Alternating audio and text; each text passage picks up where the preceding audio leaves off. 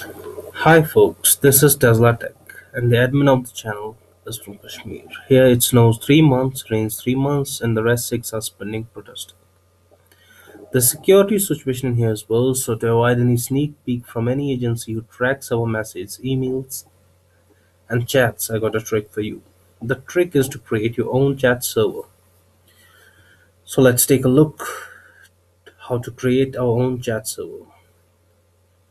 But we would be using a tool called Netcat. Netcat is a networking tool that is mainly used to perform a reverse shell attack. It's also called the Swiss knife of networking. Let's take a look what Wikipedia says about it. Netcat, often abbreviated to NC, is a computer networking utility for reading from and writing to network connections using TCP and UDP. Netcat is designed to be dependable backend that can be used directly or easily driven by other programs and scripts.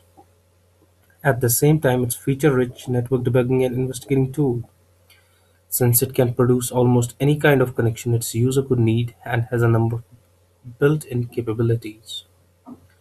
Its list of features include port scanning, transferring files, and port listening, and can be used as a backdoor.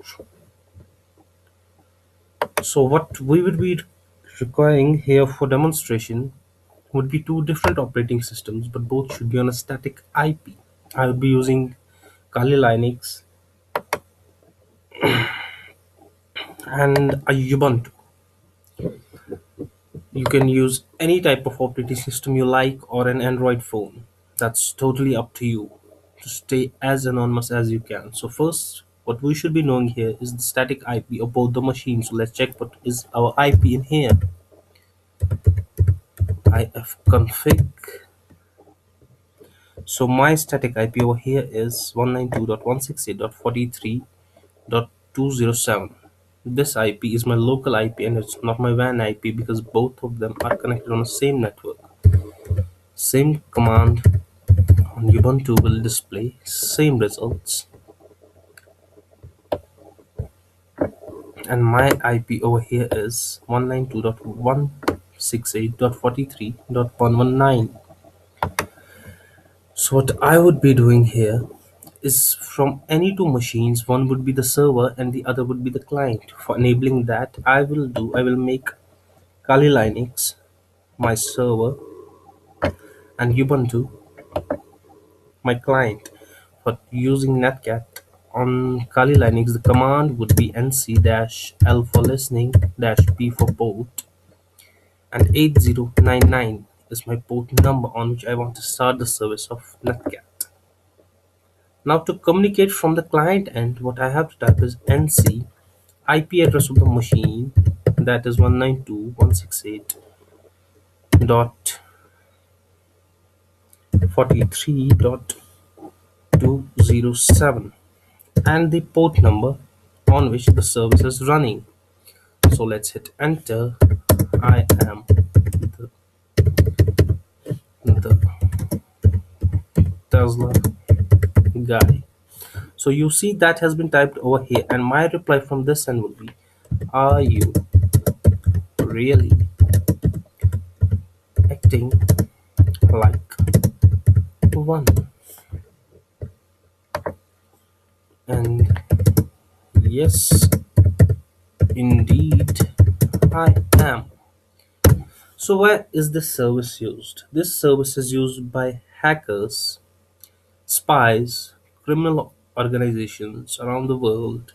This is how they communicate to each other. Because if they use their local networks or WAN IPs to communicate directly on a chat server that is public, that already would be under monitoring. So there's a lot of chance that they get caught. But this is totally dependent on us that which port we use to start our server. There are few ports on which this service cannot be run because they are our default ports which will communicate to the communication channel of our network provider. On that port, we can't run this service because if we try to, our internet connection is going to collapse. So the main thing here, what is required in this process, is a static IP of any source. It can be an IP, a leased IP line. It can be a VPN. It can be a DINE service. That's up to you how you want to use it. You can update your new IP regularly. That's up to you totally what channel you use. You can use your local network, you can use your WAN network, totally up to you. So this video was for fun, and to make me if you want me to make another video on how to make this IP static and communicate over WAN, please leave a comment below, and I will make another video in which I will communicate these machines with an Android phone or WANs. This video was totally on LAN for the concept. You can just go on Google and check there how to get a static IP from dying service or no IP and just use them. Thanks, that was all. Good night.